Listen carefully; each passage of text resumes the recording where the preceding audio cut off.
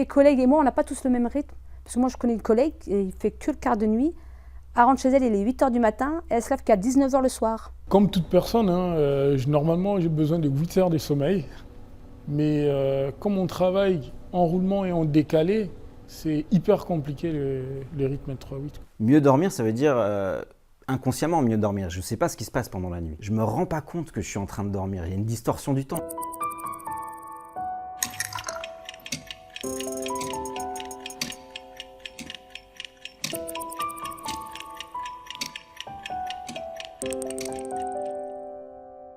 Je suis opératrice de tri. Ça consiste à trier les matières en recyclage. Un exemple, tout ce qui est papier, carton, bouteilles, etc.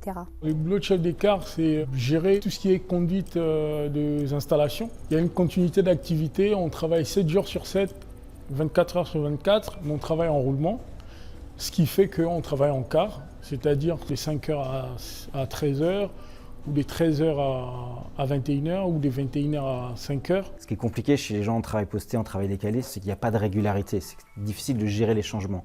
À court terme, la fatigue, elle va se transformer souvent en manque de vigilance, manque de concentration, encore une fois lié au manque de sommeil, souvent la désynchronisation de l'horloge biologique.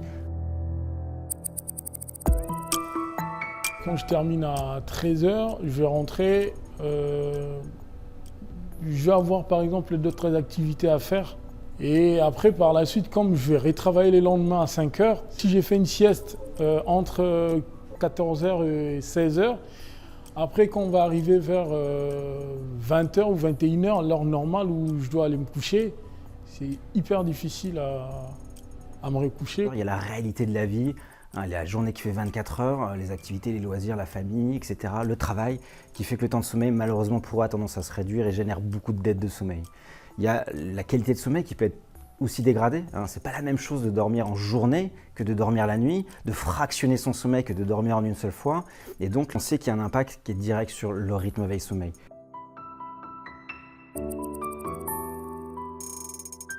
Je commence à 21h45 et je finis à 5h15 du matin. Je fais que les nuits. Avant, je faisais les 3 quarts nuit, après-midi, matin. Ma durée du sommeil, c'est 3h30 par jour. Je suis bien réglée, étant donné que je fais que les nuits et j'ai pas de coup de fatigue, rien du tout. C'est ce qu'on appelle notre profil chronotype. Il y a des gens qui sont un peu plus couche tôt, des gens qui sont un peu plus couche tard, mais on n'en a qu'un. Et donc effectivement, c'est presque un peu plus simple pour quelqu'un qui ne travaille par exemple que la nuit, qui va s'adapter à ce mode de travail dans le temps. Pour peu qu'ils ne se désynchronisent pas trop le week-end par exemple. Sur mes jours de repos, je fais exactement pareil, je dors que 3h30 par jour. Comme ça, je profite du week-end avec ma fille en plus. J'ai choisi cet horaire-là en faisant que le quart de nuit, étant donné que mon conjoint ne fait que le matin. Et comme ça, on peut s'occuper de ma fille qui a 14 ans. L'après-midi, ça contribue à un équilibre familial. Quand j'arrive, comme j'ai une petite gamine, il faut que je la ramène à l'école, donc je ne vais pas me coucher tout de suite. Moi, généralement, quand je sors de mon quart de nuit, c'est à partir des 9h que je vais me coucher. Mais par contre, il faut que je ferme tous les stores, les fenêtres, que je sois vraiment dans un environnement où il fait vraiment nuit. Comme ça, mon organisme, il s'adapte un peu à cet environnement-là pour que je puisse me coucher. Je passe un coup du matin, un coup d'après-midi, un coup de nuit. Et ça peut être compliqué à gérer par le salarié. Il va devoir mettre en place un certain nombre de mécanismes compensateurs. On va utiliser ce qu'on appelle les synchroniseurs. Et les synchroniseurs, il n'y en a pas 50, c'est la lumière, l'exposition à la lumière, le rythme alimentaire, un certain nombre d'activités qu'il va pouvoir faire pour caler son rythme sur son rythme biologique. Moi, je finis à 5h15, je prends ma douche, etc. ici. Le temps de rentrer chez moi, il est 6h20. Ensuite, je prends un petit café. À 7h30, je me mets dans mon lit, je ferme les volets et je dors. Moi, je me bouche les oreilles. J'ai des bouchons d'oreilles qu'on a ici, donc je me bouche les oreilles. Je me déconnecte vraiment, que ce soit le téléphone. J'éteins mon téléphone pour que je sois vraiment, pour que je puisse bien dormir, quoi. Après, il faut respecter un certain nombre de règles par rapport au sommeil en lui-même.